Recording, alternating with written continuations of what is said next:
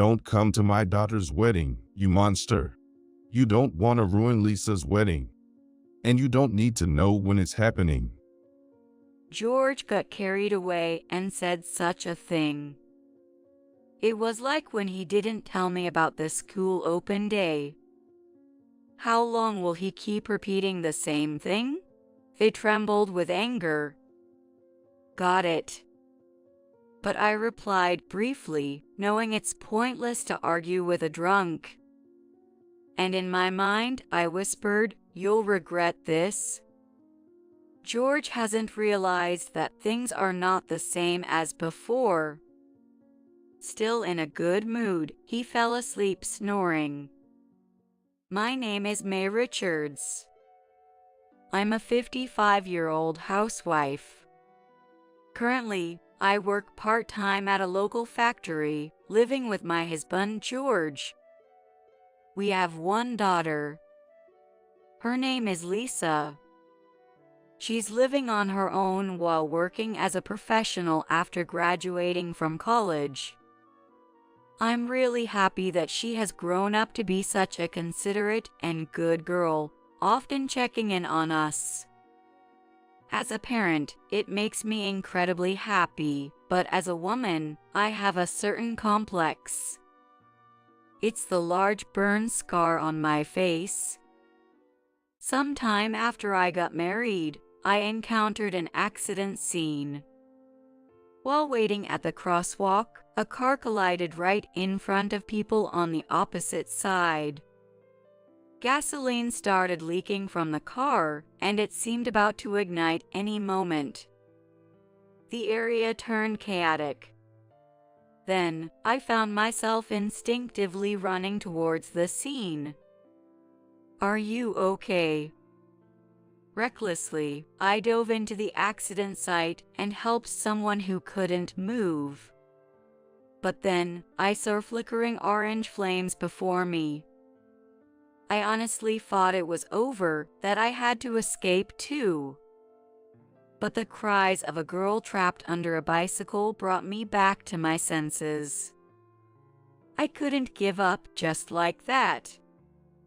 I grabbed the crying child's hand, rescued her, and handed her to another pedestrian before running back to the scene. Then, I carried an old man who had fallen and twisted his leg to safety. At that moment, there was a small explosion with a loud bang. Perhaps I was in the wrong place because I took the full brunt of the blast and fell down. When I came to, my face felt hot, and the old man yelled, "You all right?" "I'm okay. Is anyone else hurt?" Looks like everyone's evacuated. You need to get to the hospital. I felt relieved at the old man's words. Miraculously, everyone had finished evacuating. Even the driver had managed to escape, and despite the severity of the accident, there were no casualties. I went to the hospital. The blast of hot air I had faced caused a burn on my face. It wasn't serious, but a large scar remained on my exposed face. Even knowing what I did was right, the burn mark in such a visible place bothered me. According to the doctor, my skin was red and raw, and the mark would remain like a bruise, never fading. George encouraged me. Don't worry about scars on your face. Be glad you're alive. I felt happy to be married to George. Indeed, he was right. I couldn't wallow in self-pity forever. I returned to my part-time job after a while and resumed my normal life. Soon after, I discovered I was pregnant. I was delighted and immediately told George. "George, we're having a baby." Really? I was sure George would be happy. However, after his initial surprise, George's expression fell. What's wrong? Well, Feeling a bit anxious, I asked him. I've been thinking, maybe it's too soon for a baby? What? We've only been married a little over a year, right? Maybe we should enjoy some more time as a couple. George's words hit me hard. Sure, couple time is important, but our child's life is obviously more precious. George never said to have an abortion because he would be the bad guy. However, I was angry at his phrasing, which led me to abortion. That was our first big fight. We didn't speak for a while, and the house was eerily quiet. A few days later, while in the shower, I thought it over. I couldn't go on like this, but I also couldn't give up on our baby. So, I decided to approach George and make him understand. Resolved, I got out of the shower and headed to George's bedroom when I heard his voice. I don't know how to say this. I heard George's voice and stopped in my tracks. It seemed he was on the phone with his mother. They were talking about the baby. George continued the call, unaware that I was listening. A mother with a face like that would be sad for the child, wouldn't it? I was planning to divorce eventually, but having a kid now is a huge mistake. I froze when I heard those words. She got that way helping others, so I can't dismiss her. And honestly, I think it's admirable. But think about what it's like for me, having to live with her, huh? Tears began flowing from my eyes without me realizing it.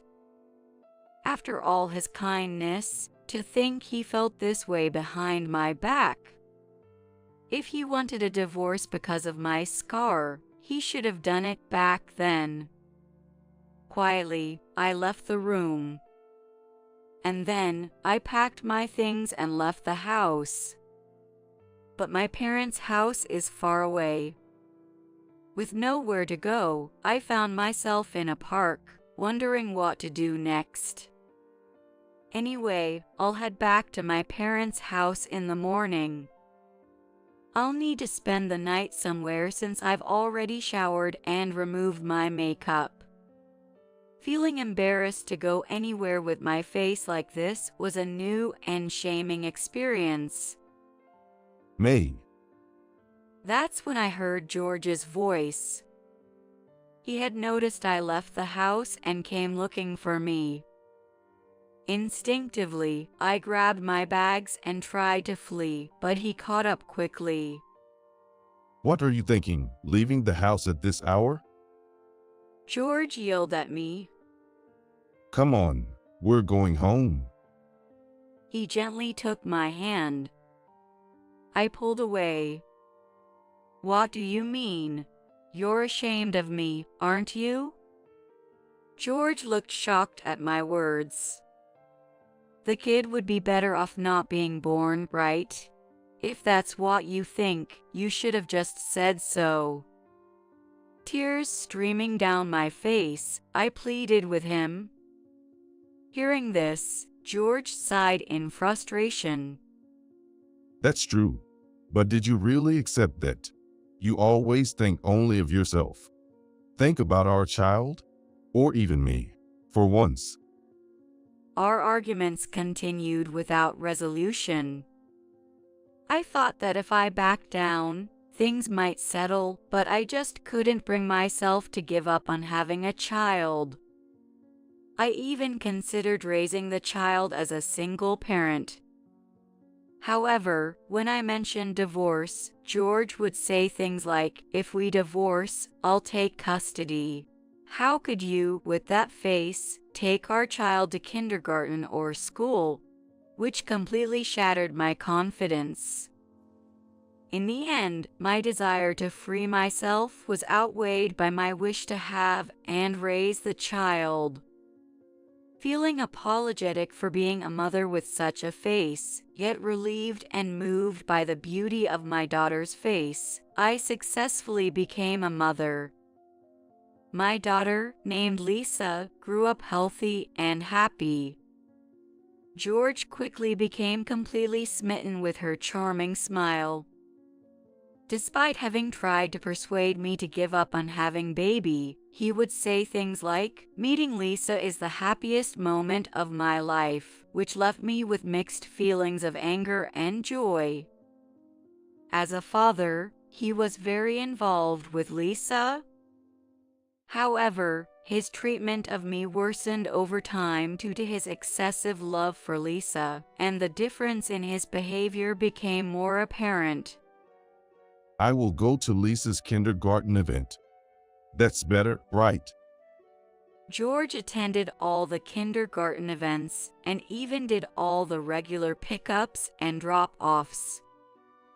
Eventually, he acted as though he was trying to keep me from going to the kindergarten, not even telling me about the open days. Yet when Lisa got sick and the kindergarten called, he would say, Maybe you should show your face at the kindergarten once in a while. We owe them that," which was just exasperating. George seemed oblivious to his own mean-spirited behavior, making me doubt his character. Despite having such a father, Lisa grew up well. Lisa, I love Mom. Whenever she opened her mouth, that's what she would say. George seemed displeased with Lisa's words, but he never said anything against her, and thanks to Lisa, our home was always filled with smiles. As Lisa grew, she started asking for me to come to the kindergarten. Mom, I want you to come to the next gymnastics open day. There's an open day. Yeah. I was praised for being good at forward rolls. Watch me. It seemed Lisa was doing some gymnastics, and she happily started doing forward rolls on the carpet. Watching her, George opened his mouth with a smile. That's true. Lisa is really good. It's great that Mom could see this. Yeah. So, come and see me on the open day. No, too bad. Mom has to work that day. Dad will go instead. Lisa, show Mom at home instead. That made me furious. I hadn't seen any notice about the open day. George probably heard from her teacher, "We've put a notice in the handout," and took it out himself. I didn't know the schedule for the open day or whether I had to work. If Lisa wanted me there, I could have taken the day off, but he told her right from the start that I couldn't come, which was just terrible. As expected, Lisa's face fell when she heard George's words. Seeing her sparkling smile turn sad, my heart ached. Don't make that face. Mom wants to come too, but it can't be helped. Let's make sure Mom can come next time. Okay. Lisa replied reluctantly to George's words. That night, after Lisa had gone to sleep, I spoke to George. I didn't know about the open day. I could have taken time off. This is awful.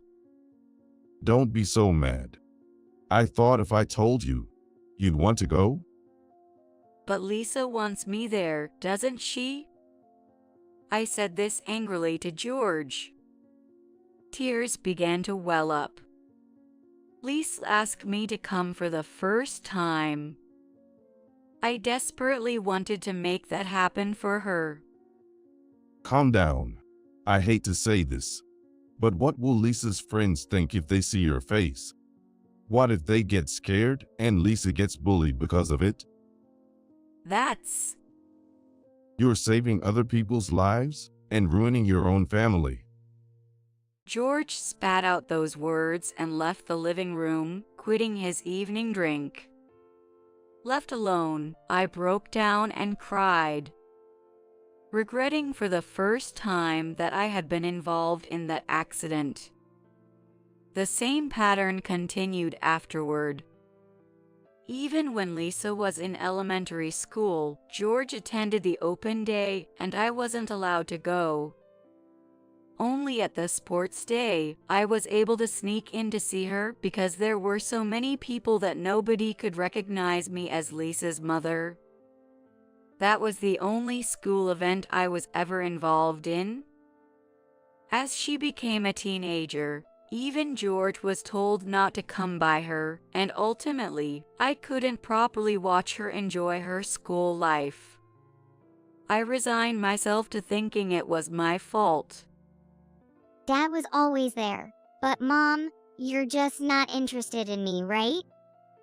Lisa seemed to think so, gradually distancing herself from me. I felt as if I had lost my only emotional support, enduring painful days. Thankfully, Lisa continued to thrive, becoming a high school student, a college student, and then a working adult. Luckily, her rebellious phase ended in high school due to a certain event, and now we are as close as we used to be. And now, Lisa was about to get married. Her partner was a wonderful man named Sean Gray, 5 years her senior. Sean was the cousin of Lisa's best friend Mary, who she had known since high school, and lived nearby, leading to their dating after several meetings.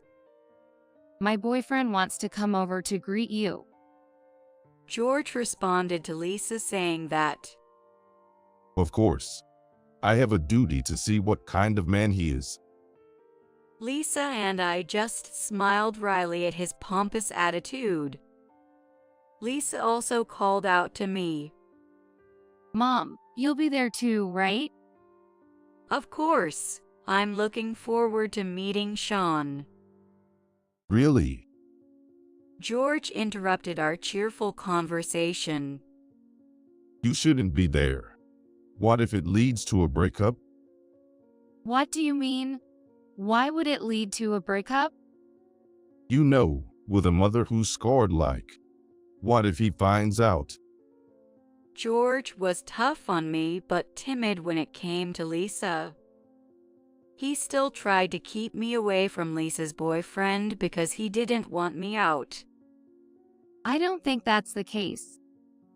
Lisa said to me in a hesitant voice, seeking reassurance.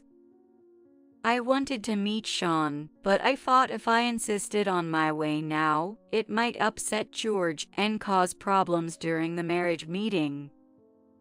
So I thought it best to stay silent and step back. I said to Lisa, All right, I'll step aside then. Mom. Lisa's face fell just like it used to. But I smiled at her reassuringly, conveying that it would be okay. The meeting to introduce the families was a great success. George liked Sean, saying in his usual tactless way, I'm glad Lisa's fiancé isn't some ugly, senseless jerk. He was in a very good mood. It seems Sean's parents also came along and even shared a drink together. George was happy throughout the evening. Perfect parents. And they seem to like me too. Now that Lisa is getting married, she won't be mistreated. It would be tough if she were the child of someone ugly and disgraceful. His comment included a sarcastic jab about it being good that they hadn't met me, which was quite unpleasant. It seems they even discussed the wedding plans.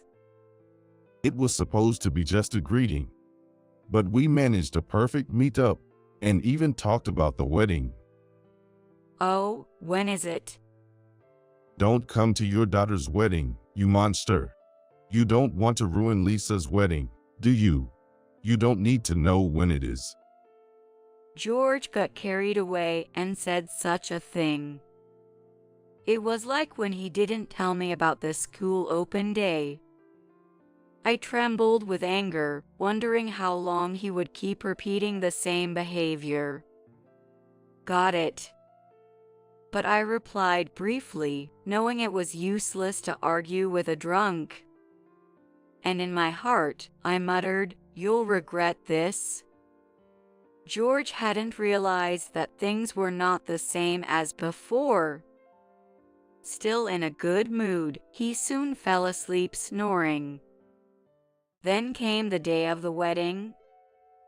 George was nervously preparing from the morning, saying, "I'll take pictures for you."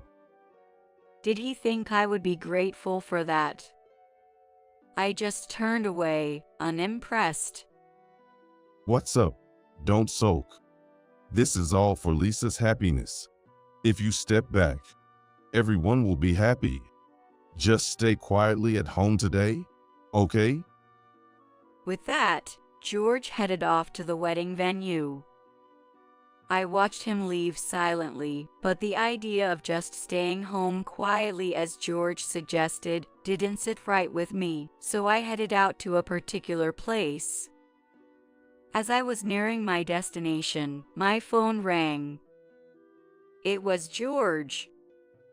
Probably to brag, I thought, as I sighed and put away my phone. But then, the phone kept ringing incessantly. It was too annoying for me. "Hello." I answered with frustration as the calls wouldn't stop. On the other end, George was panicking. I listened intently, wondering what was going on. "Where are you? What are you doing right now?" "Why are you panicking? It's an important wedding day. Don't call me now." "Wait. Don't hang up. There's a big problem at the wedding." George said frantically. His rush confused me, and I frowned, asking for clarification. "What do you mean?" "Just come here quickly." I hung up the phone but started walking unhurriedly. Then I walked through the door of my destination. "Hi, May." "Mary, it's been a while." There was Lisa's best friend, Mary. "The wedding has started." Mary greeted me with a smile. Yes, this was the venue where Sean and Lisa's wedding was taking place. Lisa had told me, no matter what George says, make sure you come. If I didn't show up, Lisa's friend Mary had even promised to come and fetch me. That's why, no matter what George said, I had decided to come today. If I showed up, George might be embarrassed, but I didn't care anymore. If anything was said, I was ready to snap back. That was my mindset.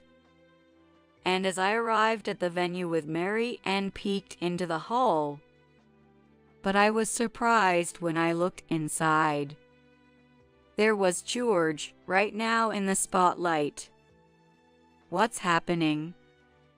When I asked, she pointed at Lisa with a smile. Lisa spoke through the microphone. Dad, explain to everyone why Mom isn't here, in your own words. "Well, I was taken aback by her words. "Mary, what's going on? What is this situation?" I asked Mary again. "Actually, Lisa has been planning this long before she even started dating Sean."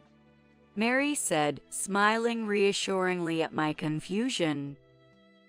The story goes back several years. Lisa hit her rebellious teenage years in middle school.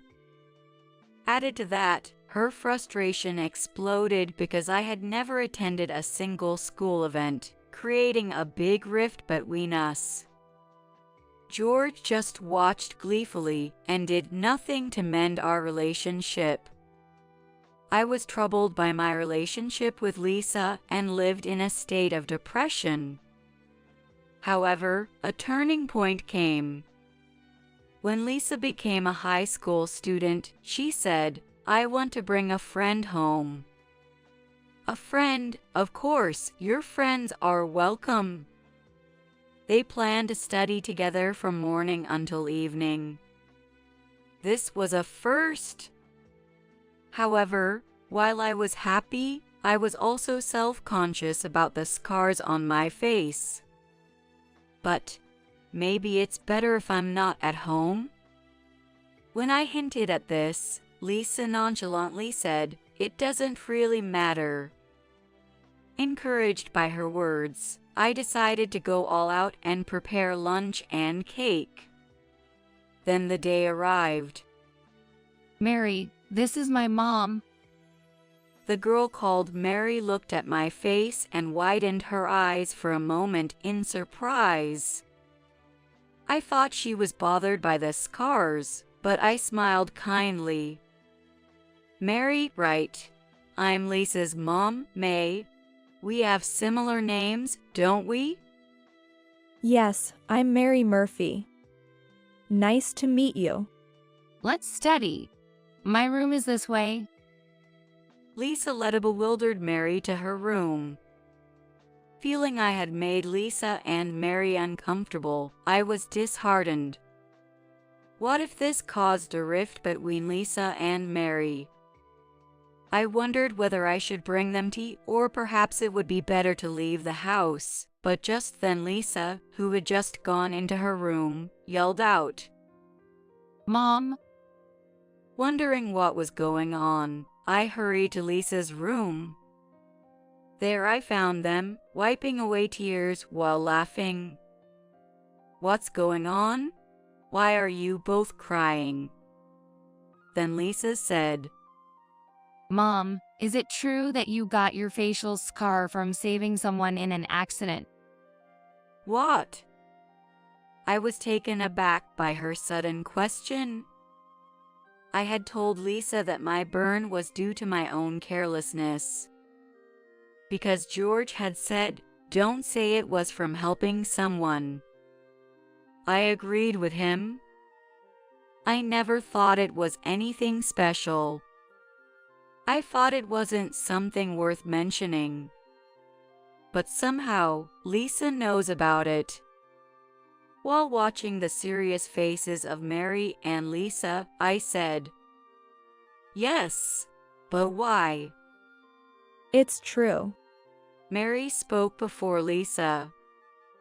My grandpa was the one you saved back then. Seriously. Mary continued.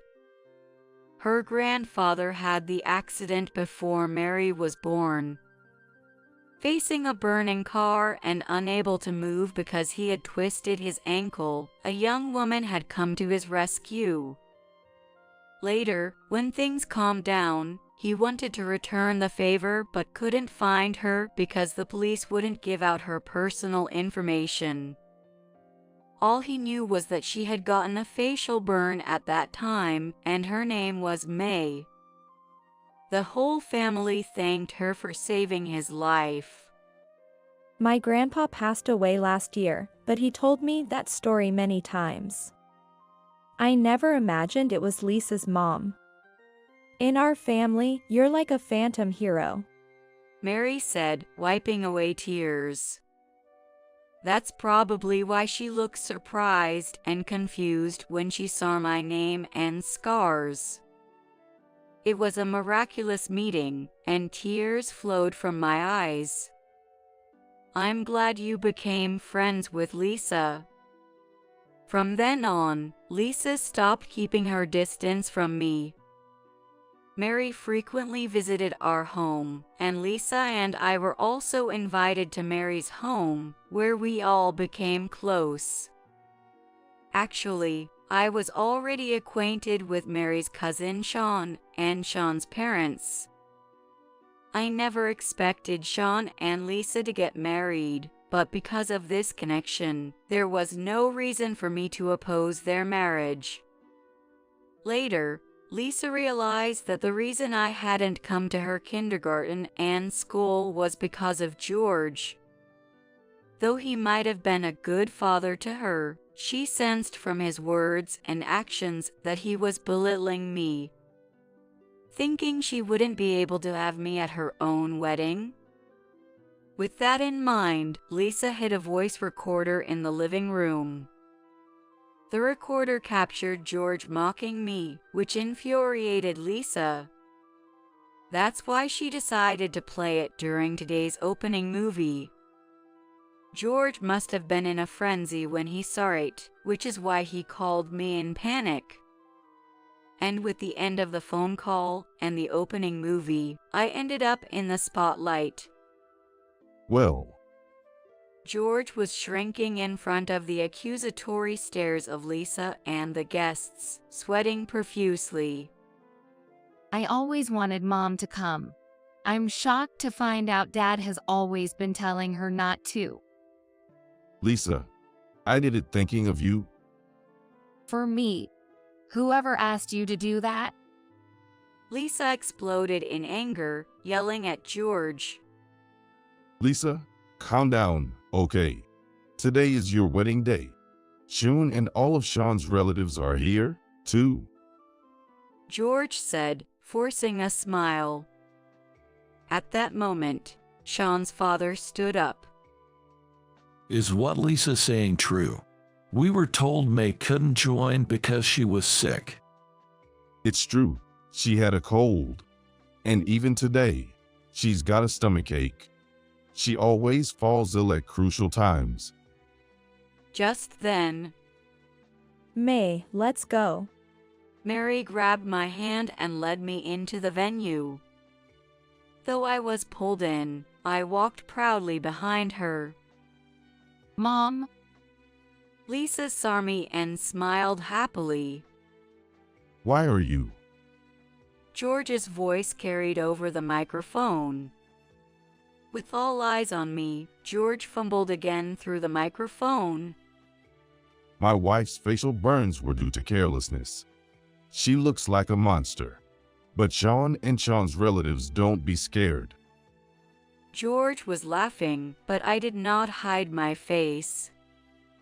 For Lisa, who had gone to such lengths for me, I decided not to be ashamed of my scars anymore.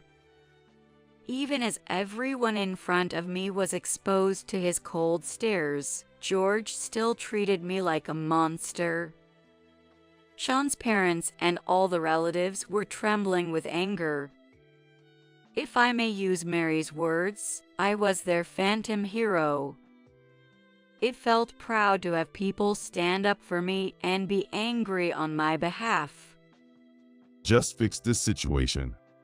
Just one word from you clearing my innocence would settle this. Say that I never told you not to come.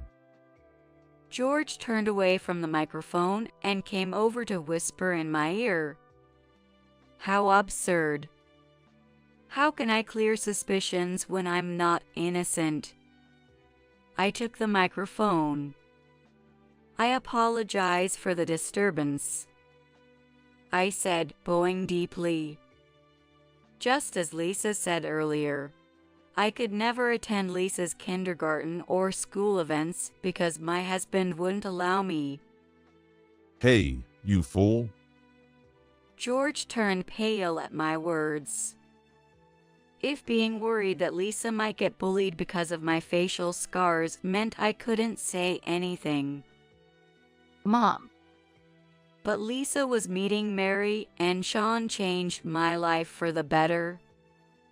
George looked at Sean as she said this. Sean nodded with a smile. The scars I have were acquired long ago at the scene of an accident while helping others. The scars were significant, and there were days I regretted being involved in that accident. However, discovering that the person I helped was Lisa's best friend Mary and Sean's grandfather reassured me that my actions were not mistaken. George looked stunned by my words.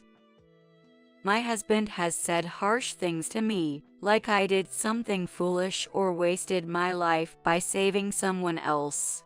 But I realize now more than ever that I wasn't wrong, and I am endlessly grateful to Lisa, Sean, Mary, and their families for accepting me with my scars. Please continue to look after Lisa.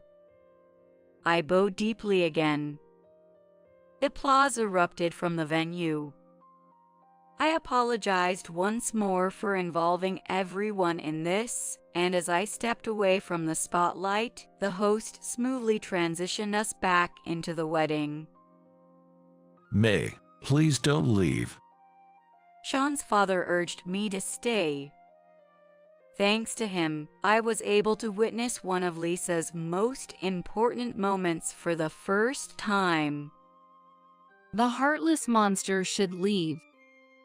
Lisa, I can no longer see you as my father. Lisa kicked George out of the wedding. George, devastated by the words from his only beloved daughter, sat on a bench outside the venue, weeping bitterly. I approached George. Do you now understand how it feels to be told not to attend your daughter's important events? I thought it would lead to some reflection, but George's response was far from what I expected. it's a wedding. Don't equate it with past the open days. It was a complete misdirect of his anger. Hearing this, I was appalled by George's lack of remorse. Who told you not to come to the wedding? And remember, school events were important only once. George was silenced by my stern tone. Perhaps I should regret having obeyed George's words all this time. This wedding, which made me realize this, is something I will never forget. I returned to the venue alone and watched until the end. It was a beautiful ceremony. Tears streamed down my face as Lisa, from her bridal seat, frequently smiled at me, ensuring I was there. It was as if she was a little child again, checking if her mother was present. I'm so happy you are here. She told me at the end of the ceremony, and I cried again. I must have made her feel lonely so many times. Though regrets surged, I resolved not to dwell on the past. From now on, I will be there for all of Lisa's important moments. I promised that. After the ceremony, George's parents and relatives, who were previously unaware of his misdeeds, came to me to apologize. My parents were furious. Especially my father, who said, "You can come back home anytime if you decide to divorce." It feels odd to rely on my parents at this age, but their kindness was overwhelming. Perhaps if I had consulted them sooner, my future could have been different, but I believe this is the best and happiest present I could have created for myself. The story didn't end there. One of Sean's friends who attended the wedding worked at the same company as George, and news of the incident spread quickly through George's company. George, who pretended to be a family-oriented man but treated his wife monstrously, is now being bad-mouthed as a monster man. He seems to have no place in the office and now has lunch alone. Sean's friend reported this to me through Sean. I wish he could understand a little of what it feels like to have no one to talk to. I replied with that remark, and it seems no one else wants to speak with George now. I thought to myself, serves him right. I then prepared myself and told George I wanted a divorce. Divorce? Isn't that a bit drastic? You were planning to divorce me when I got burned, weren't you? I'm just saying what you wanted. That's George refused to accept the divorce. He was probably a little scared, being alone at work, shunned by relatives and his daughter, and now me leaving as well. But I was determined not to be swayed by George any longer. The only thing you can do for me now is to let me be happy by divorcing. Having such a father might even mean Lisa gets mistreated. Cut ties with both me and Lisa. George slumped his shoulders at my words. then I'll stay away from Lisa. So please reconsider the divorce. He pleaded with teary eyes, but I was firm in my decision. Lisa has asked me to live with her. I'll be moving out tomorrow. I left him clinging and slapped the filled-out divorce papers in front of him. George truly ended up alone. Now, even the neighbors keep their distance from him. Lisa told me she saw him buying a ready-made dinner at the supermarket, looking dejected after work. He let you handle all the hardships and just enjoyed the good parts. Now it's his turn to struggle a bit. Indeed, George can't clean, do laundry, or cook. The sin of not cherishing his wife was greater than he imagined. I am now living happily with my daughter and her husband. Lisa is pregnant and will become a mother next fall. My goal is to be a mother like you. Lisa said lovingly as she caressed her belly. When my baby is born, let's go to the kindergarten's all events together. What a wonderful invitation that was. I may be getting older and my tear ducts looser, but I nodded again, holding back tears. I can't get back the past, but I'm sure the future holds happiness. I've truly felt that.